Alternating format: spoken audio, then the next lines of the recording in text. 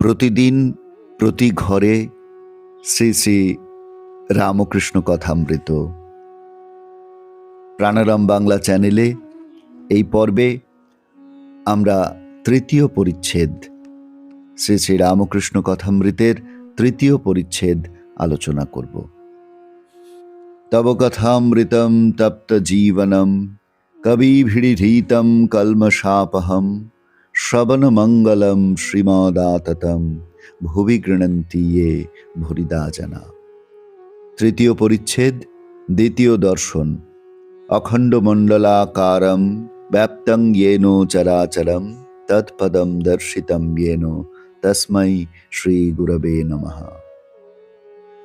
গুরু শিষ্য সংবাদ। দ্বিতীয় দর্শন। সকালবেলা ৮টার সময়। ঠাকুর তখন কামাতে যাচ্ছেন। এখনো একটু শীত আছে, তাই তাহার গায়ে মোলেস্কিনের র্যাপারের কিনারা শালু দিয়ে মোড়া। মাস্টারকে দেখিয়া বলিলেন, তুমি এসেছ? আচ্ছা, এখানে বসো। একথা দক্ষিণ পূর্ব বারান্দায় হইতেছিল। নাপিত উপস্থিত। সেই বারান্দায় ঠাকুর কামাইতে বসিলেন ও মাঝে মাঝে মাস্টারের সহিত কথা কহিতে লাগিলেন। গায়ে ঐরূপ র্যাপার, পায়ে চটি জুতা, সহাস্য বদন। কথা কহিবার সময় কেবল একটু তোতলা।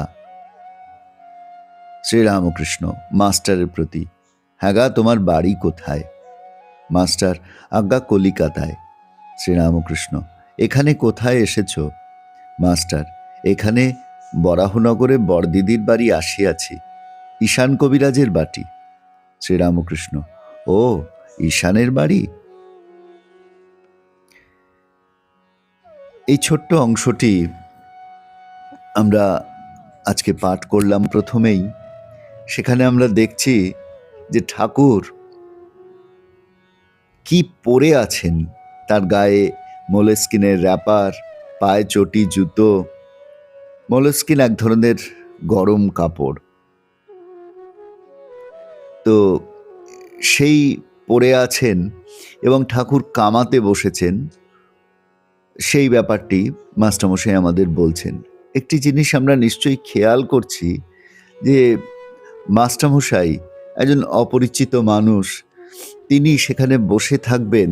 মাস্টারমশাইয়ের শিষ্ট আচার বোধে একটু যেন কোথাও রুচি বহির্ভূত বলে মনে হচ্ছে, কিন্তু ঠাকুরের মধ্যে এই সমস্ত ব্যাপার নেই, এসব লৌকিকতা তার মধ্যে নেই। তিনি কামাতে কামাতেই মাস্টারমশাইয়ের সঙ্গে কথা বলছেন। আর ঠাকুর সহাস্য বদন, কথা বলবার সময় কেবল একটু তোতলা। যারা ঠাকুরের সংস্পর্শে এসেছিলেন তাদের কথা থেকে জানা যায় যে ওই একটু তোতলা মানে কথা একটু আটকায় বটে, তবে সেই আটকে যাওয়া কথাগুলিকে আরো মিষ্ট করে তোলে। মাস্টারমশাইকে দেখে ঠাকুর তার বাড়ি কোথায়, দক্ষিণেশ্বর অঞ্চলে কোথায় উঠেছেন, এসব জেনে নিয়ে তারপরে প্রশ্ন করছেন কেশবচন্দ্র সম্পর্কে। আমরা সেই অংশটি এবার পাঠ করব। শ্রী কেশবচন্দ্র সেন ও মার কাছে ঠাকুরের ক্রন্দন। শ্রীরামকৃষ্ণ, হ্যাঁ গা, কেশব কেমন আছে? বড় অসুখ হয়েছিল। মাস্টার, আমিও শুনেছিলাম বটে, এখন বোধহয় ভালো আছেন। শ্রীরামকৃষ্ণ, আমিও আবার কেশবের জন্য মার কাছে ডাব চিনি মেনেছিলুম। শেষ রাত্রে ঘুম ভেঙে যেত, আর মার কাছে কাঁদতুম, বলতুম, মা, কেশবের অসুখ ভালো করে দাও। কেশব না থাকলে আমি কলকাতায় গেলে কার সঙ্গে কথা কব? তাই ডাব চিনি মেনেছিলুম। হ্যাঁ গা, কুক সাহেব নাকি একজন এসেছে, সে নাকি লেকচার দিচ্ছে, আমাকে কেশব জাহাজে তুলে নিয়ে গেছিল। কুক সাহেবও ছিল। মাস্টার: আজ্ঞা, এই রকম শুনেছিলুম বটে, কিন্তু আমি তার লেকচার শুনি নাই, আমি তার বিষয়ে বিশেষ জানি না। শ্রীরামকৃষ্ণ, আমরা দেখলাম এই তৃতীয় পরিচ্ছেদের দ্বিতীয় দর্শনের এই ছোট্ট অংশটুকু পাঠ করতে গিয়ে এইটা আমরা খেয়াল করতে পারলাম যে কেশবচন্দ্রের প্রতি, কেশবের প্রতি ঠাকুরের কি প্রবল ভালোবাসা, যিনি কিনা কোনোদিন কোনো পার্থিব বস্তুর জন্য মার কাছে, ভবতারিণীর কাছে, জগজ্জননীর কাছে প্রার্থনা জানাননি, তিনিই আবার কেশবের অসুখের সময় মার কাছে ডাব চিনি মানছেন। আমরা আপাত দৃষ্টিতে এই যোগসূত্রটা কিন্তু বুঝতে পারি না, কিন্তু ইতিহাস সাক্ষ্য দিচ্ছে যে উদ্দেশ্যে ঠাকুরের আশা, কেশব ছিলেন তার সহায়। আমরা পরে দেখতে পাই যে কেশবের মাধ্যমেই ঠাকুর তখনকার ইয়ং বেঙ্গলের সঙ্গে পরিচিত হচ্ছেন। এমনকি অন্তরঙ্গ ত্যাগী শিষ্যদের অনেকেই ঠাকুরের সঙ্গে পরিচয় এই মাধ্যমেই। তবে ওই সমাজের অনেকেই অবশ্য ঠাকুরের সঙ্গে ঘনিষ্ঠতা খুব ভালো চোখে দেখেননি। এমনকি নরেন্দ্রনাথের সন্ধানে ঠাকুর একবার সাধারণ ব্রাহ্ম সমাজের প্রার্থনা সভায় উপস্থিত হয়ে যখন সমাধিস্থ হয়ে পড়েন, তখন কেউ কেউ আলো নিভিয়ে দিতেও কুণ্ঠিত হননি। এসব কথা বলার একটাই কারণ যে ইতিহাসে ঘটনা যেমন ঘটেছিল সেই দৃষ্টি থেকেই ইতিহাসকে দেখা ভালো। কোনো সম্প্রদায়কে কটাক্ষ করা আমাদের উদ্দেশ্য নয়, কোনো সম্প্রদায়ের উদ্দেশ্যে একটি খারাপ কথা উচ্চারণ করা আমাদের উদ্দেশ্য নয়, তার প্রশ্নও ওঠে না। কারণ ঠাকুর নিজে বলেছেন আধুনিক ব্রহ্মজ্ঞানীদের প্রণাম, তাদের উদ্দেশ্যে প্রণাম জানিয়েছেন। এমনকি নরেন্দ্রনাথ নিষেধ করেছেন, তা সত্ত্বেও তিনি ব্রাহ্ম সমাজের বেদিতে প্রণাম করছেন, এই বলে যে যেখানে ভগবানের কথা হয় সে জায়গা অতি পবিত্র। এই হচ্ছেন ঠাকুর শ্রীরামকৃষ্ণদেব। কারোর প্রতি তার কখনো একটিও খারাপ বাক্য উচ্চারিত হয়নি তার মুখ থেকে। সকলের প্রতি তিনি শ্রদ্ধা জানিয়েছেন, সব মতকে, সব পথকে, কারণ তিনি জানতেন সব মত এবং পথের শেষেই সেই ভগবানকেই, একই ভগবানকে পাওয়া যায়।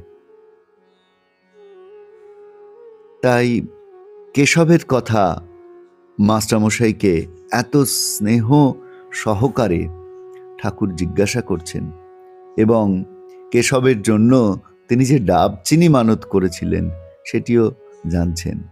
কেশবচন্দ্রের অসাধারণ বাগ্মিতা ছিল, তার যুক্তিপূর্ণ ব্যাখ্যা ছিল, এবং নব্য যে শিক্ষিত সমাজ সেটিকে তিনি সাংঘাতিকভাবে তার প্রভাব তাদের উপর পড়েছিল।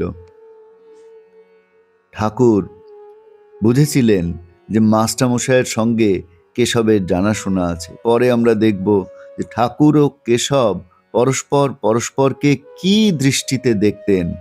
ঠাকুর যেমন কেশবকে অতিশয় স্নেহ করতেন, কেশবও ঠাকুরকে অসাধারণ ভক্তি করতেন।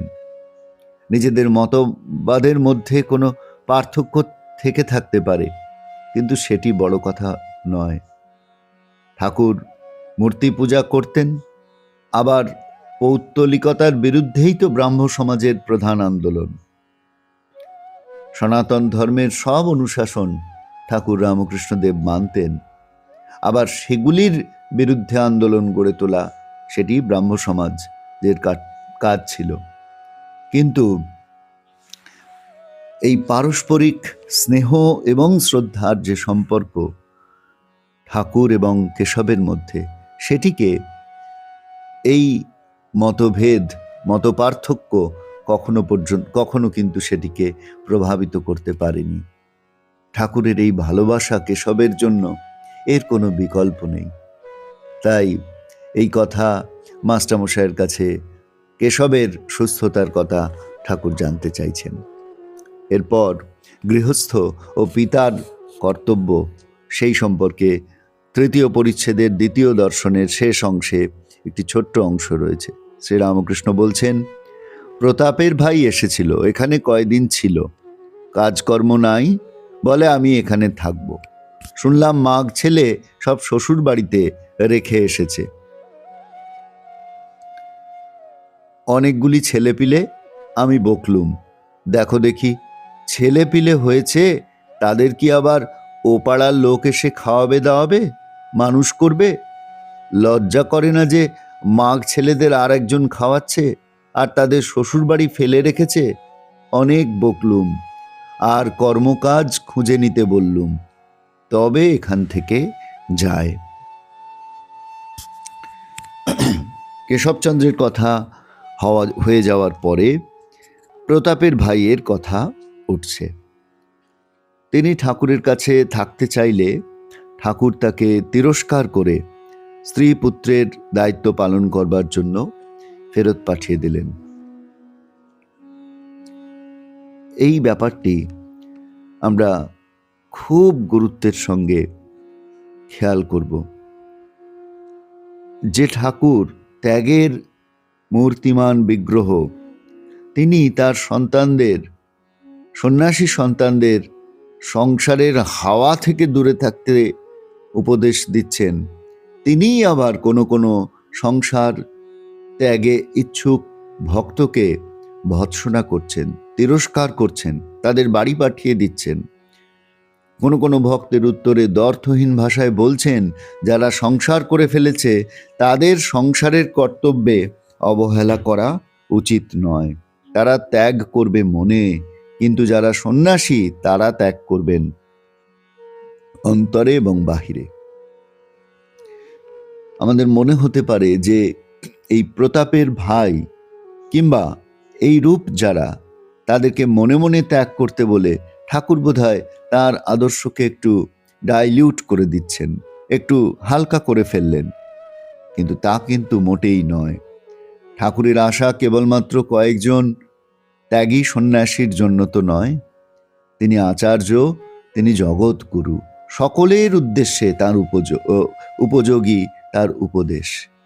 যে যে অবস্থায় আছে তাকে সেই অবস্থা থেকে চরম লক্ষ্যে যাবার সন্ধান দিতে হবে। তবেই তিনি অবতার, তবেই তো তিনি জীব কল্যাণের জন্য তার দেহধারণ সার্থক হবে।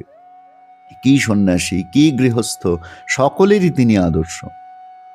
সকলের মধ্যেই তার ভাব ছড়িয়ে পড়বে এবং সকলেই নিজের মধ্যে তার আদর্শের প্রতিফলন দেখতে পারেন। কাজে একদিকে যখন তিনি সংসার স্বীকার করছেন, মায়ের সেবা করছেন, পত্নীকে সহধর্মিণী রূপে কাছে রাখছেন, তখনও তিনি সন্ন্যাসী সন্তানদের কাছে ত্যাগের জ্বলন্ত মূর্তি।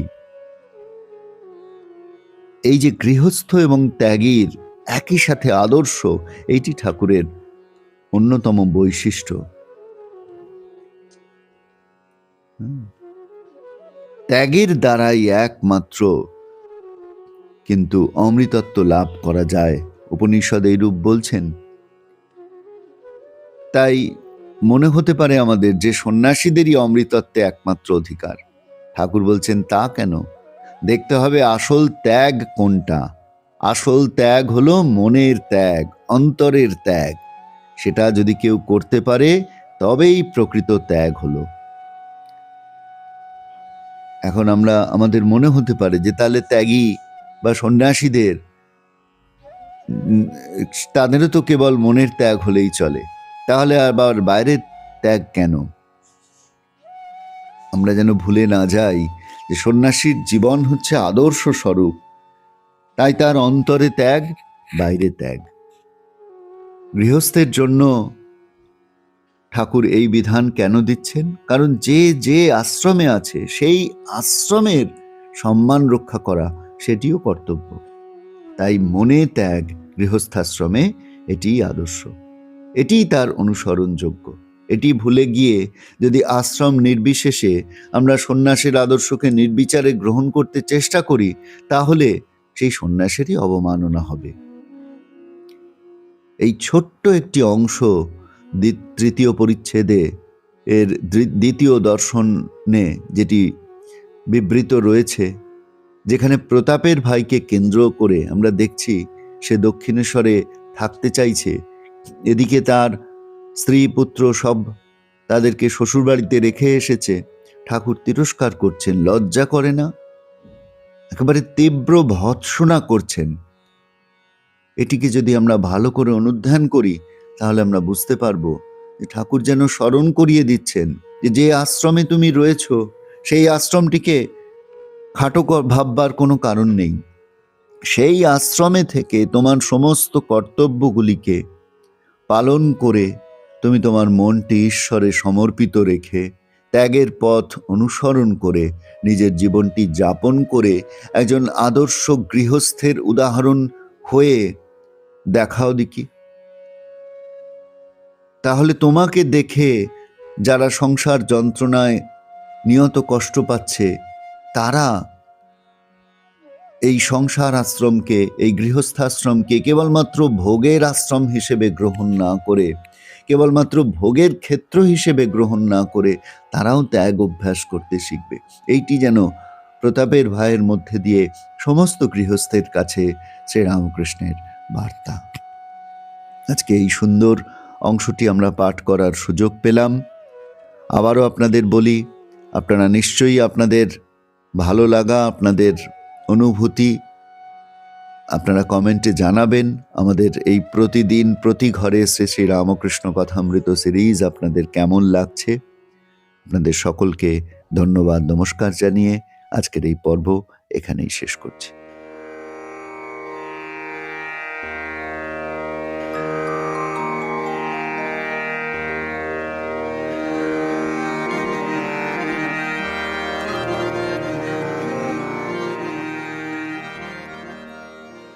প্রাণারা